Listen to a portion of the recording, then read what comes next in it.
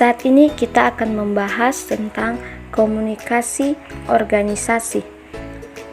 Nah, dalam komunikasi organisasi terdapat definisi organisasi dan komunikasi organisasi. Komunikasi organisasi adalah suatu proses pertukaran informasi di antara orang-orang yang terlibat dalam suatu organisasi. Komunikasi dalam organisasi merupakan komunikasi timbal balik demi kepentingan semua pihak,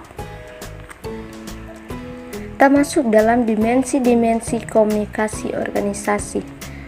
Komunikasi internal. Komunikasi internal dibagi menjadi dua dimensi, yaitu komunikasi vertikal dan komunikasi horizontal. Komunikasi vertikal adalah komunikasi pimpinan kepada bawahan, bawahan kepada pimpinan secara timbal balik.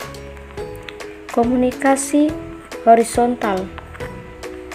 Komunikasi horizontal adalah komunikasi yang dilakukan antara staf anggota dengan anggota staf lainnya. Kedua, komunikasi eksternal.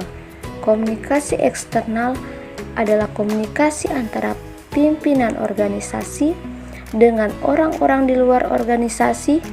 Komunikasi eksternal terdiri atas dua jalur secara timbal balik, yaitu komunikasi dari organisasi kepada khalayak dan dari khalayak kepada organisasi. Kita masuk dalam fungsi organisasi dalam komunikasi. Yang pertama, fungsi informatif. Organisasi menjadi tempat pemrosesan yang dapat digunakan anggotanya. Yang kedua, fungsi regulatif, berkaitan dengan semua peraturan yang berlaku dalam organisasi.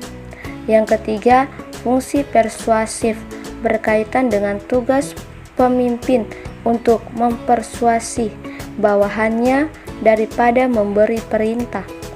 Yang keempat, fungsi integratif, berkaitan dengan penyediaan saluran komunikasi bagi para anggota organisasi. Ya, terdapat teori-teori komunikasi organisasi. Yang pertama, teori struktural klasik.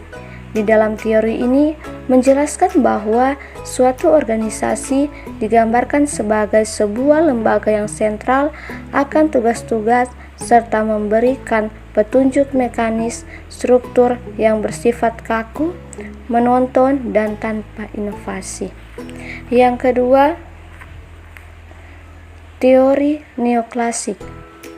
Teori ini mengacu tentang pentingnya aspek psikologis serta sosial karyawan sebagai seorang individu atau kelompok kerja yang telah difasihkan.